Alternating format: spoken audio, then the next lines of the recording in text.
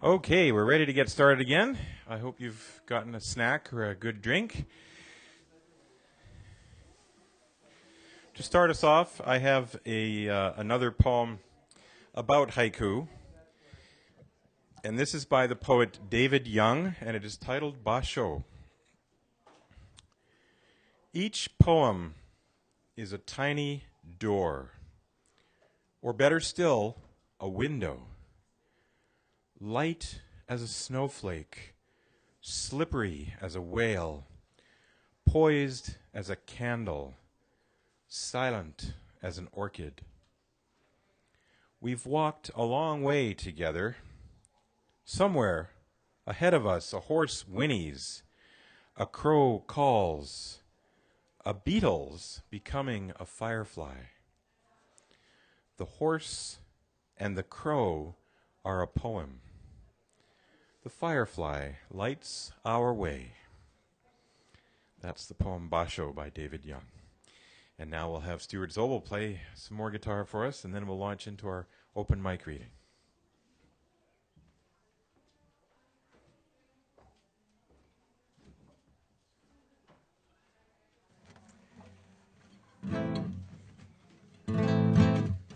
So this was one of the haiku that was read earlier. I don't remember whose it was. Reminded me of this piece actually, because it was written by a dentist. It was a dentist haiku. Yeah, there. Yeah, that was.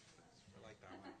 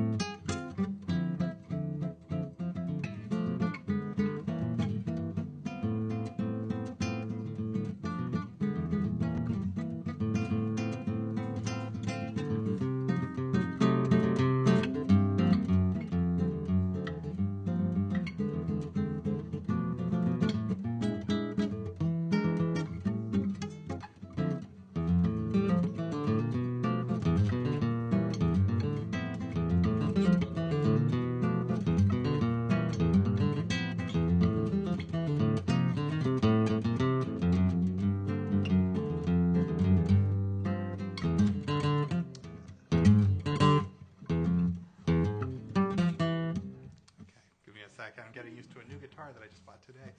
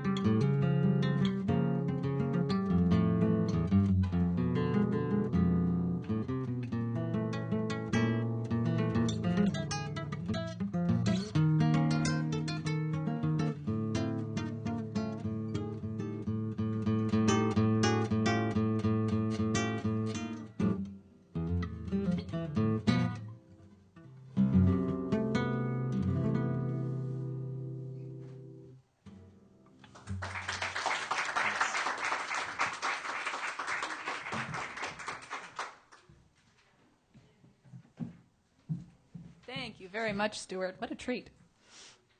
Alrighty, and now on to the open mic portion of the evening. We've had a closed mic before. No, sorry. It's been a long day. All right, so we are continuing with our question of the evening. As those of you who have come here before for Soul Food Poetry Night know, we always ask a question of our readers so we can get to know you just a little bit better. And so we have the same question of something you'd like to do in life, something on your bucket list. And up first, we have Dominique, who would like to go swimming while it's raining, which I quite like that. Welcome.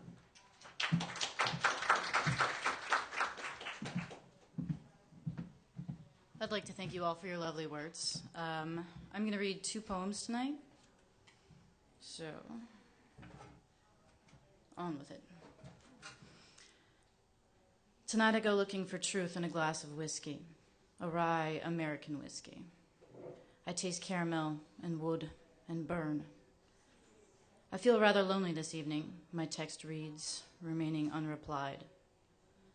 Though I find no comfort in silence, I find no lies or false pretenses either. Whiskey never ignores my calls. Make that severely lonely, I confess to my liquid priest. Another drink, the last drink. The bottom of the glass mocks me with its lack of answers and absolution. I shut that bastard up with another pull from the bottle. Where does it hurt? He once asked me. I wound myself in places the eyes cannot see. I am the abuser, and I am the victim that won't leave. I tell myself tales of torment made of speculations. I weave webs of deceptions spun from rationalizations.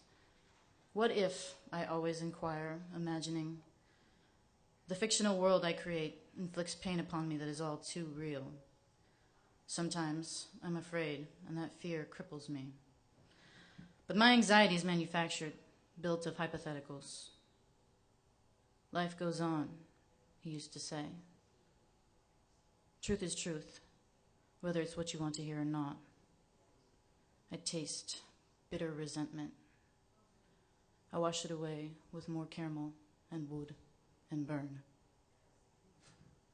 Okay, and this second one was written by a guy I know. And it is my aim to someday be as cool as him. It's entitled Just. She's just a girl. She's just a wonderfully inspiring creature, dancing to the grunge in my thoughts hallway, careful to hide her biting lip from my wanting teeth as she twirls and whispers invitations I cannot accept yet. The image is just a fantasy. It's just a burr in my brain that I can't remove because my hands are busy attending to its throbbing effect. She's just drifting aimlessly on the autumn orange wind that chills my breath to vapors and has me pulsing for the warmth of her skin pressed to mine in every way imaginable. Hers is just a body, convulsing my desires just to turn it, just to swing it, just to roll in it, just to bend it, just to lick it, just to fill all of it, just to shiver it, just to know it like I should. She's just an obsession, living under my mind's attic light that never dims. She's just a beacon, just a glimmer on the horizon that never ceases to point my needle in her direction. She's just a distance, just a plane ride to the future we want for ourselves and each other. She's just a Sunday morning muse, just a mental fuse, just tickling my synapses and diverting my circulation to the pipe bomb in my pants, and I'm just about to explode. Did I say I'm just a silly boy? Thank you.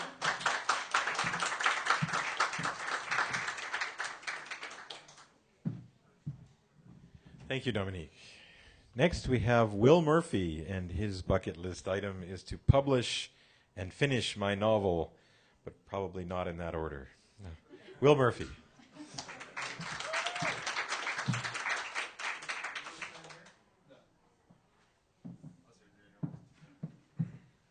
Howdy.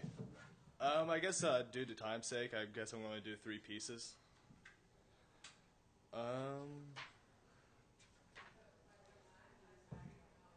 This city's getting to me.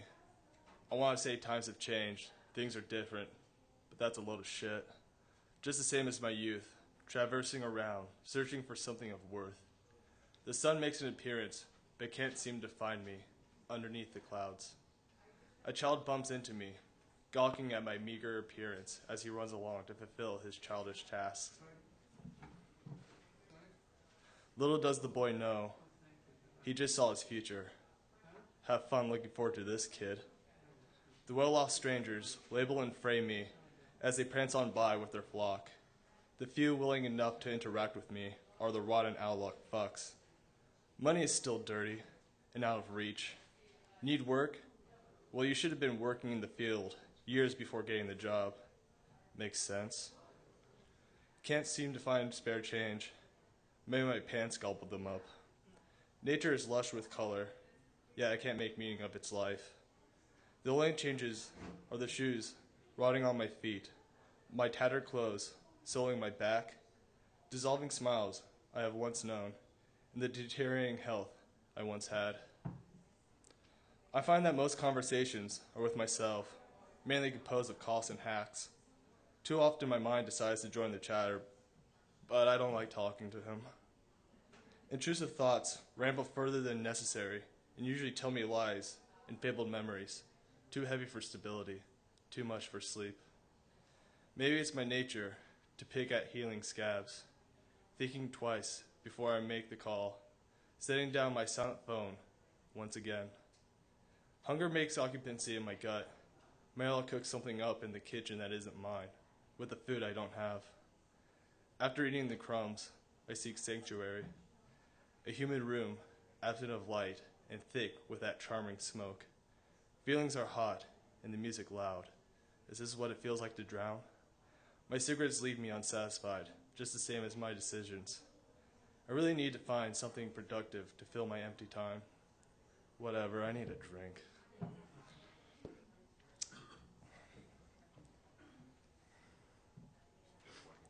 Oh, just one more?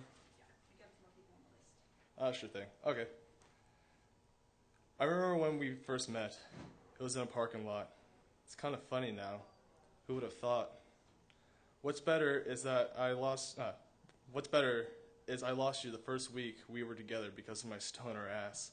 You proved that it was a minor mistake, and you kept your well-being in flashy class. Not much later did I damage you as I checked out another lady. The punishment was severe and costly, for it was wrong and shady.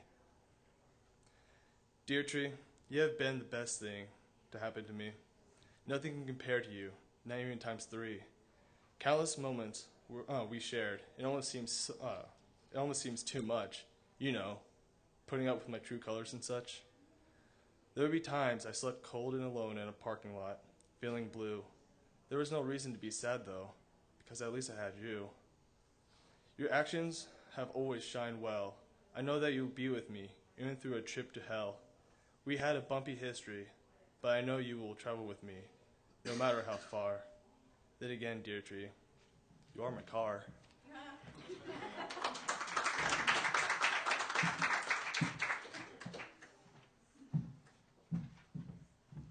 Thank you, Will.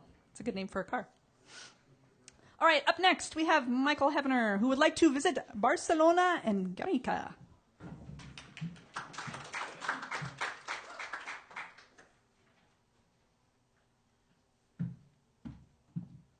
If you sense an artistic bent from those two cities, you're right. That's a marvelous book, by the way. I have already found what I consider to be 2 of my all-time favorites. Can you have more than one all-time favorite? If so, I'm sure I'm going to find five or 6 more in there. So,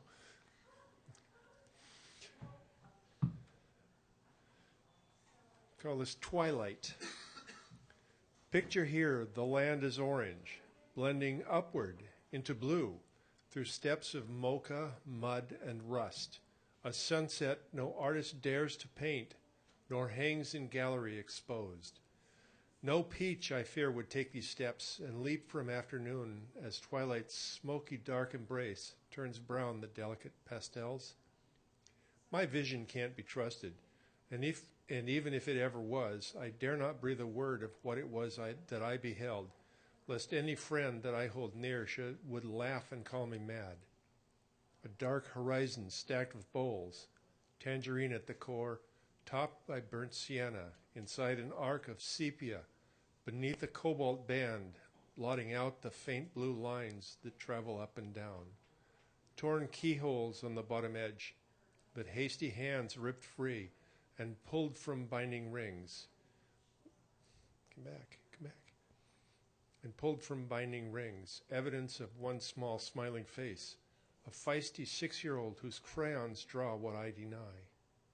I watch the sunset fade away. A final blink goodbyes the day that ends in such mad disarray.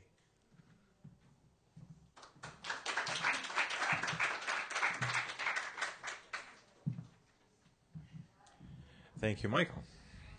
Next, we have someone who would like to swim with a great blue whale, which is pretty awesome. Please welcome Linda Lane.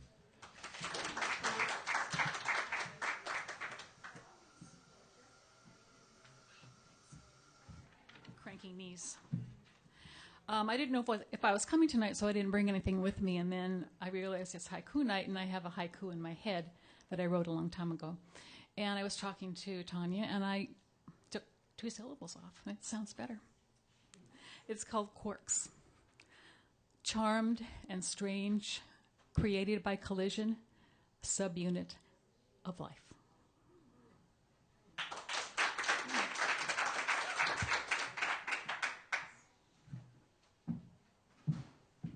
Thank you very much, Linda. Up next, someone who would like to learn another language. Julia Nguyen. There you are, hiding in the back.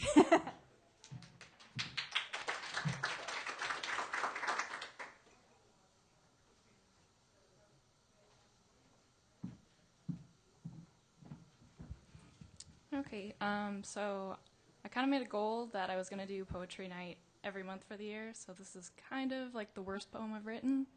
So hopefully next week or next month will be better. Okay, I just finished this like an hour ago. You should love a poet, you'll always be adored. Your spirit made immortal in place of things we can't afford. Take the salt from all my tears, if each thought's worth just a penny. Of money I have little, but of demons I have many. The labor of a hopeless soul trapped inside a cage, tired, worn, and hungry from spilling words across a page. The struggle of a ragged heart, barely fighting for a beat, it whispers for salvation, though it's screaming for defeat. Waiting for the moment the waves bring you to shore, but of course that ship has sailed, you don't live here anymore. I'll count the times you miss me with the notes you never write, thinking I'll live you forever, and by the looks of it, I might. Echoes of the night, singing me to sleep, soundly rest my head on a bed of counting sheep. And though they may be gone, the stars appear to glow, like the way I watched you leave, but I still can't let you go.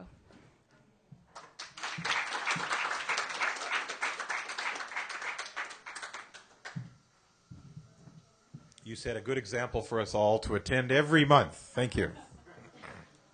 So I expect that of the rest of you. Next, we have 3 of our readers who were in the haiku anthology are going to read some additional poems. And first up is Michelle Schaefer.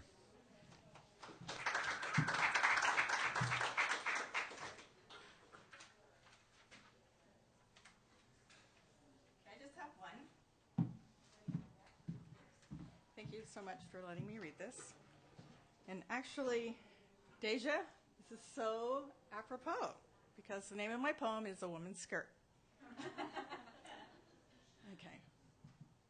A woman must have a skirt that twists and spins freely in changing colors and hues, one that she can grow up in, gathering memories and joy like leaves that coil the playful winds of childhood. A woman must have a skirt that dances high above her knee, then flirts about her calves and ankles, watching her feet tap and click the pavement where men take long breaks and drink mint tea. A woman must have a skirt of red, so bold it stops heat in summer and shouts so loud it knocks the blue right out of the sky and keeps the wolves guessing. A woman must have a skirt she wears in the vault of the dark night, stepping out in stiletto high that screams vamp and doesn't skip on the trash. Clinging as quick as python lips, hugging tight all the power she owns. A woman must have a skirt that resembles heaven, flowing in church white that trails the ground and covers the earth. A whisper of gauze flowing behind her in tiny steps, touching her divinity, honoring her name. A woman must have a skirt with deep and sacred pockets where her hands can find comfort and rest, like a well of sweet charities without holes, a bottomless pit of all that she owns, a place to keep the wonders of her life safe. A woman must have a skirt to wear for all times, without zippers and snaps, with elastic and stretch, soothing to the touch and seams that give, and a comfortable print to relax her mind. She must have a skirt that loves her waistline, reshaping her with every direction. A skirt without hems and boundaries, without rules and limitations, true and loyal, faded and familiar. A woman must have a skirt she can call herself. Thanks.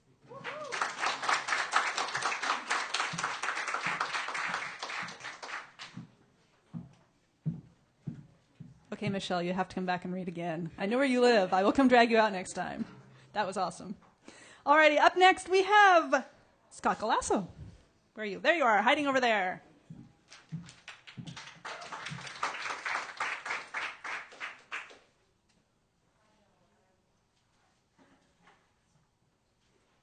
I can't top that, Michelle. You got far too much grace for me. So these will just have to stand on their own. She zigs, he zags. Mating season. Recurring dream. I had almost forgotten the joy of flight. In her tattered shawl, she bends to feed the feral cat. Another's name on his tattooed arm. Her nails draw blood. Son's perfect spiral. Praise from the father who rarely gives it. Found cassette. After 30 years, Mom sings again. Her joy so obvious, I smile through tears.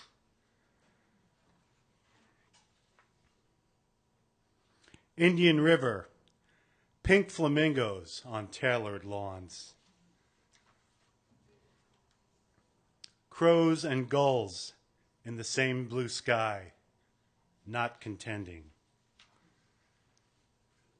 Sun shower, married this day, 20 years.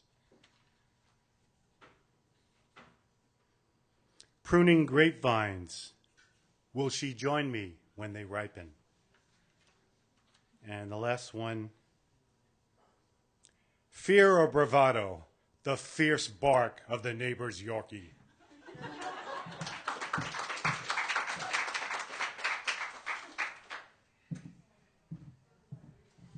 Thank you. And we'll welcome back to the stage Sarah and Fargo.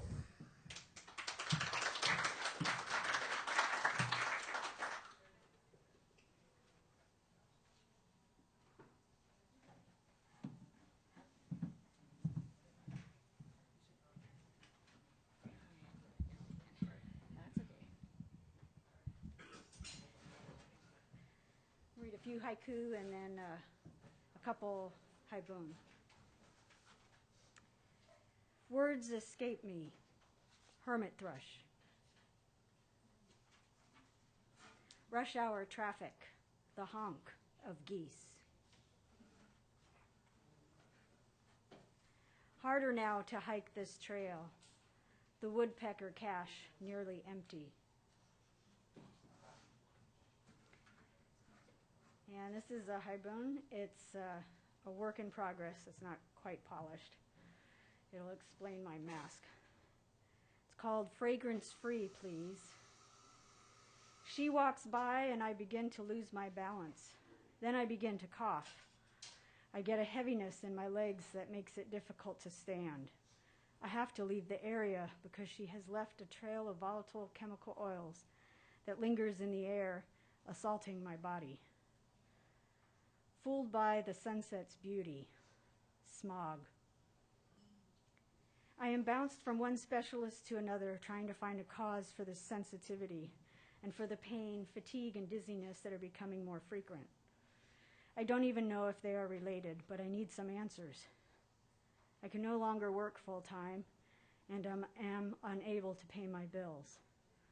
The specialist can't agree, and most of my tests come up negative. Misdiagnosis, another crack in my cane. I get online and look up fragrance sensitivity. I find dozens of listings for multiple chemical sensitivities and environmental illness. Some even include Gulf War syndrome and health issues suffered by 9/11 and oil spill responders. I learned that most of our cleaning and body products contain known toxins, carcinogens, endocrine disruptors, and more, and that there are no laws regulating the use of these toxins. I learned that scientific research has linked such chemical exposures to environmental illness, as well as diabetes, asthma, allergies, cancer, heart disease, autism, ADHD, and others. I also find websites criticizing and debunking these claims, but every new illness has been met with skepticism and invalidation, especially if it's one that threatens corporate profits. And I know all too well my symptoms are real.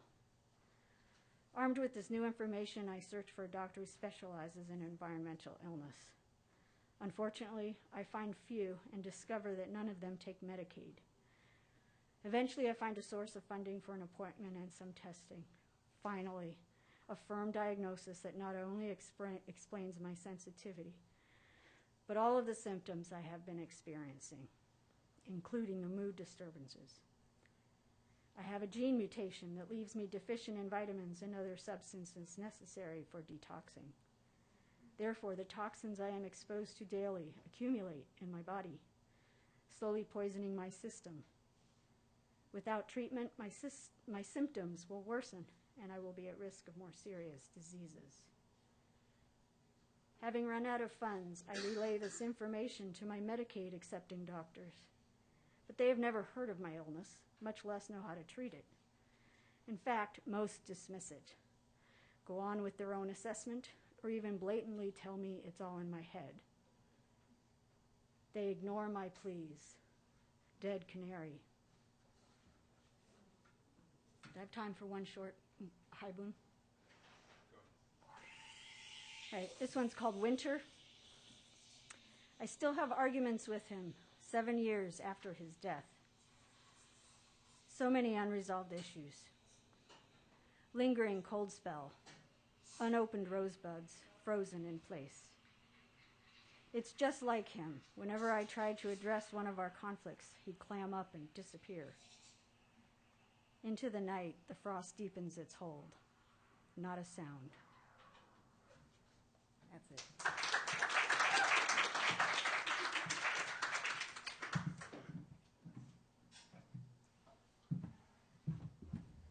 Thank you, Sarah.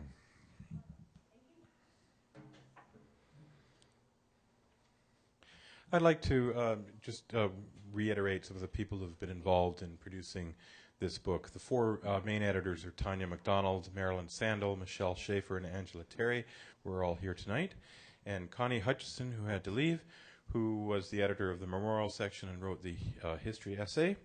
I did the layout and design and art direction and other production issues. Deja Leger did our artwork, interior art, and the cover art. Diane Garcia, who's not able to be here tonight, helped with research and the manuscript preparation. And William Scott Galasso over there also helped with some publicity and research. So thank you to all of those.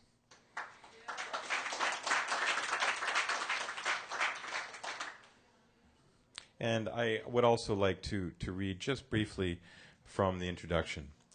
The year 2013 marked the 25th anniversary of Haiku Northwest, an active group of haiku enthusiasts in Washington State.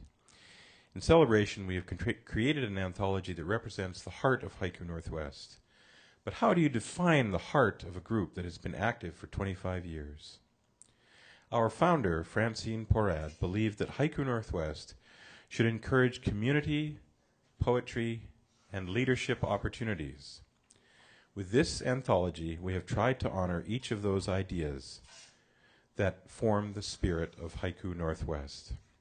This is why you will find no fewer than 9 people on our production team, filling roles as editors, historian, designers, researchers, publicists, and artists.